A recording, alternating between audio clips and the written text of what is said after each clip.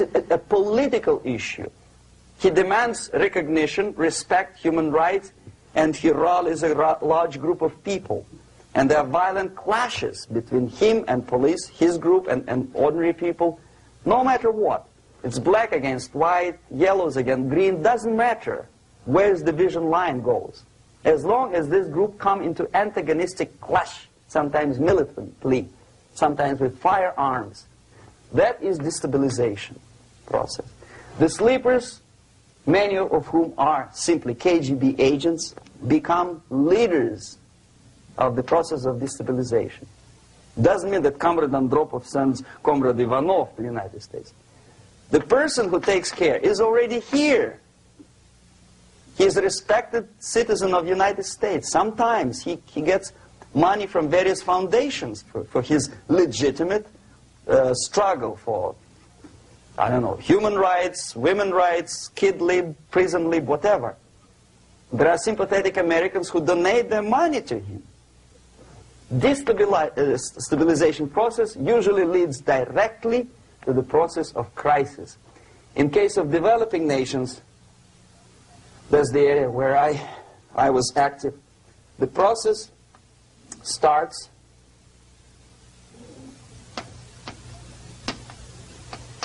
when the legitimate bodies of power, the social structure collapse. It cannot function anymore. So instead, we have artificial body injected into society, such as non-elected committees. You remember I was talking about them here. Social workers who are not elected by people, media who are self-appointed rulers of your opinion, some strange groups which claim that they know how to lead society forward.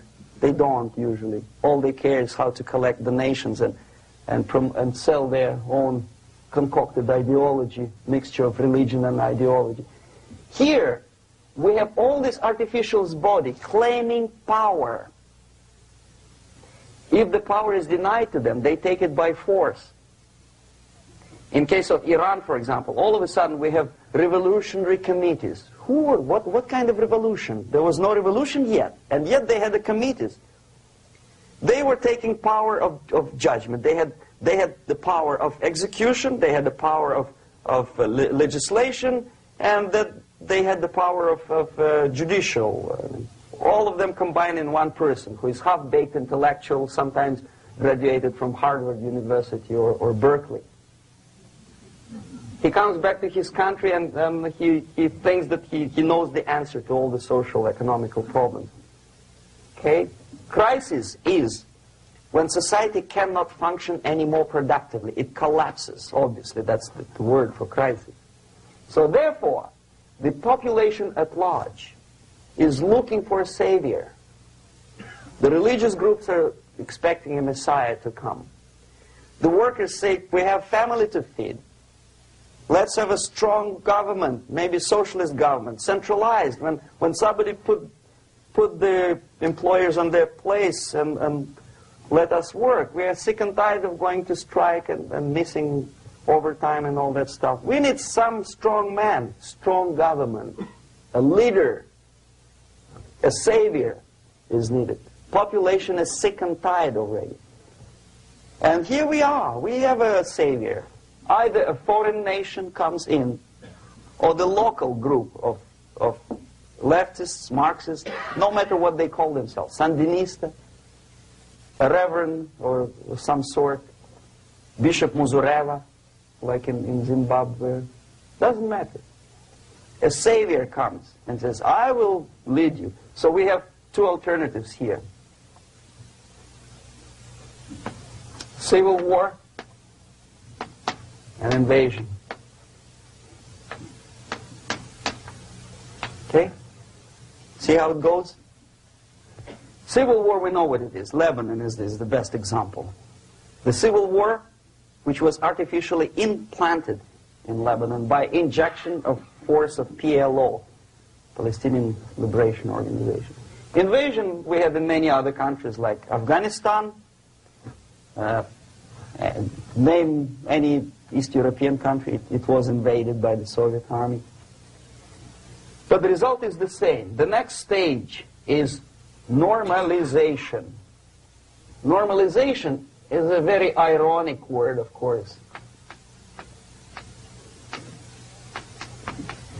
It is borrowed from 1968 situation in Czechoslovakia, when the Soviet propaganda and after them New York Times declared the country is normalized. The tanks moved into Prague, so there is no more Prague Spring, there is no more violence. Normalization. At that stage, the self-appointed rulers of the society don't need any revolution anymore. They don't need any radicalism anymore. So this is the reverse from destabilization. Basically, it is stabilizing the country by force. So all the sleepers and activists and social workers and liberals and homosexuals and professors and Marxists and Leninists are being eliminated physically sometimes. They've done their job already. Okay? They are not needed anymore. The new rulers need stability to exploit the nation, to exploit the country, to take advantages of the victory. Okay? So no more revolutionaries, please. And that's exactly what happens in a number of countries. You remember Bangladesh? This is the crisis in which I was instrumental. First they had Mujibur Rahman. In 1971, he was the leader of People's Party, Awami League, with mustache like Stalin. He was in Russia many times. In 5 years, he was shot by his former colleagues, Marxists. He fulfilled his function. In Afghanistan, it happened 3 times. First there was Taraki, then there was Amin, now there's Babrak Karmal. They killed each other successively, one after another. The moment he fulfills his duty, the first one demoralized country, the second destabilized, the third one brought it to crisis. Goodbye, comrades. Babrak Karmal comes from Moscow and put into the seat of power. Same thing happened in Grenada recently. Maurice Bishop, Marxist, was killed by Austin, what's his name, General something, who was also a Marxist. Right? So no more revolutions, please. Normalization now. From now on, no more strikes, no more homosexuals, no more women lib, no more kid lib, no more lib, period. Good, solid, democratic, proletarian freedom. That's it. Now, to reverse this process takes enormous effort. When today, United States had to invade Grenada to reverse the process of subversion. Some people say, boy, this is not good, it's not kosher to invade the beautiful country, island of Grenada. Well, why didn't you stop the process here, when Grenada was just approached by leftists? Why not to prevent Maurice Bishop to come in power in the first place? Did Grenadians want him? Very questionable. They didn't know who was Maurice Bishop in the first place. He came to power by coup d'etat himself. Okay? No, we let the situation develop further and further and further until the crisis and normalization very soon.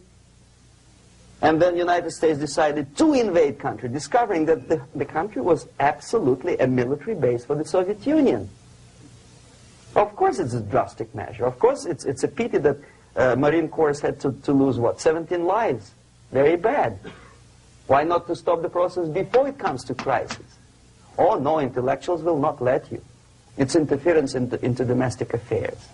They're very careful not to let American administration to interfere in domestic affairs of Latin American countries. They don't mind Soviet Union interfere in these affairs.